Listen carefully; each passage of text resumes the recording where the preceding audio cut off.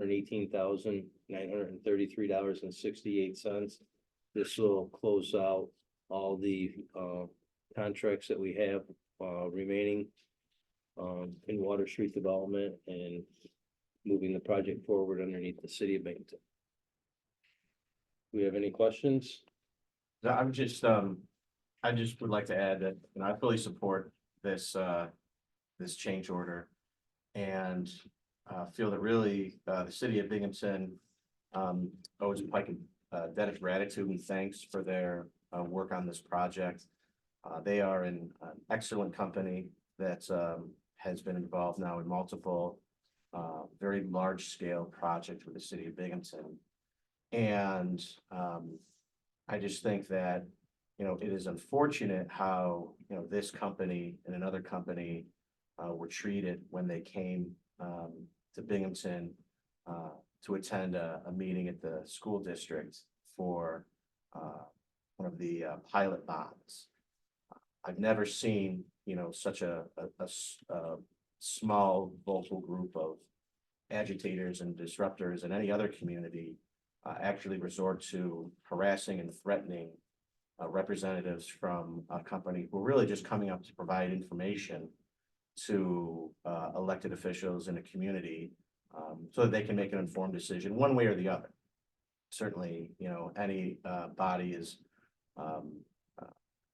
able to make an informed decision, one way or the other, and there's certainly nothing wrong with that. But to harass people, to berate them, to create an environment where these individuals are afraid, frankly, and harassed and threatened, on their way out, is really shameful, disturbing, and disgusting. And representatives of this company have put up with a lot from a local group of agitators for a project that they were simply hired by the city to do. The city commissioned them for this project. I continue to believe that this is a very positive, necessary project for the city of Binghamton. As we know from the most recent and other parking studies, there is a shortage of parking in our downtown environment. Parking in general is adequate parking is crucial for the long-term growth and economic development of our urban core. And we should be planning for the future, not looking at the past. And Binghamton continues to thrive and is growing, and we should be looking at have a long-term vision and how we're going to address the parking of today and put in place a plan that will allow us to continue to grow and not be choked off or have to deal with the difficulties that the city had been facing over the course of the last 10 years due to a lack of proactive maintenance in 3 of the city's garages, which are all in excess or were in excess of 50 years and very poorly maintained. That was one of the key reasons the city is facing these sorts of dilemmas today. And I think there is a lot of very short-sighted opinions and strategies being thrown out there. But it's very important that the parking garage advance in the way that it's being advanced.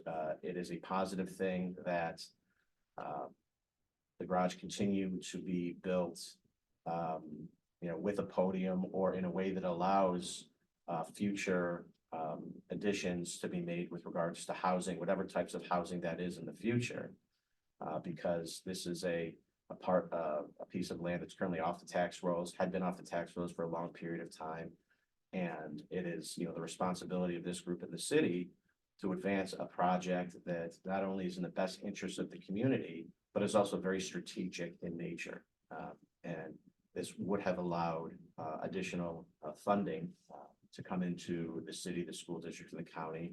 And at least there's the opportunity for that to happen, again in the future. But for now, I just want to extend my personal thanks to Pike, recognize them really as an outstanding company, and thank them for really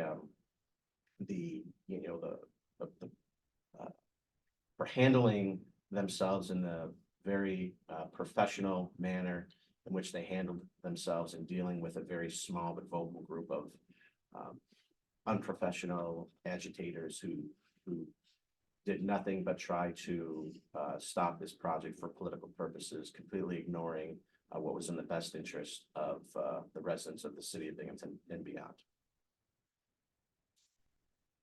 They had no clue how much they hurt the city. Eventually, this project will move forward in the manner with which it was supposed to. But I just think it's very dangerous when individuals get away with harassing and making threatening remarks like, you know, don't come back to our community or else.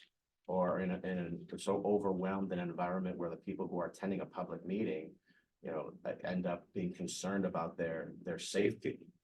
I mean, that's just completely, you know, unacceptable. And, you know, that sort of behavior, you know, shouldn't be allowed or permitted. And those sorts of threatening behaviors, I think, is, you know, one of the reasons why some of these, at least with the school board, you know, some members bowed to that sort of like, we just, you know, we're concerned and it's better just to end this and, you know, and move on for safety reasons. And that's just not a way to effectively govern. Make a motion, Ron, I make to, a motion to accept resolution 24-1. Second. All in favor? Aye. So passed. the last piece that I want to bring up is that I'm gonna be working on finalizing the financial statements for the end of 23. Once we do that, we'll have to get back together and since this money came from the city to do this project, this $7 million, we'll have to send that money back to the city once I get it all reconciled, what that amount is. And we'll have to have another meeting probably early February to justify all that and then see what the city wants to do with the corporation, whether they want to dissolve it or they want to. The intention of this was to build a parking garage originally. That's not going to be done through this. If the city wants to continue to utilize this for something else, we can, or if they want to dissolve it, we can do that, but I'll try to get that resolved there in the next month also.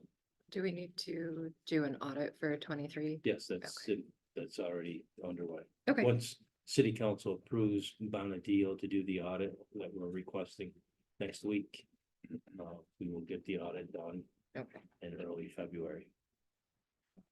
Where do we stand with the ramp project now? Do we have a bidder that we've accepted, or? What we have right now is we have a person finalizing the foundations that both parties that were involved in the original contract won the bids for the remaining part of the foundation. We have Unistress signed contract to do the precast, and we have Essential Construct to finish up the work above Boscov's. That was part of the demolition plan, which is putting on a new roof, removing the remaining parts that be demolished, fixing the roof, fixing a cooling tower and loading dock. Was all part of that. But nobody's come in, Essential Construct is who we're hiring to do that so Pike is out. on this, yes. They can bid on the general contractor of the remaining portion, which I don't think they will because the dollar value would be so small.